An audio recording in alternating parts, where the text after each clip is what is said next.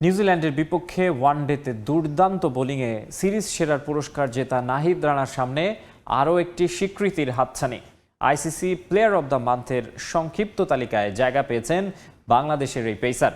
এপ্রিলের সেরা ক্রিকেটারের লড়াইয়ে তার প্রতিদ্বন্দ্বী ওমানের যতীন্দর সিং ও সংযুক্ত আরব আমিরাতের অজয় কুমার।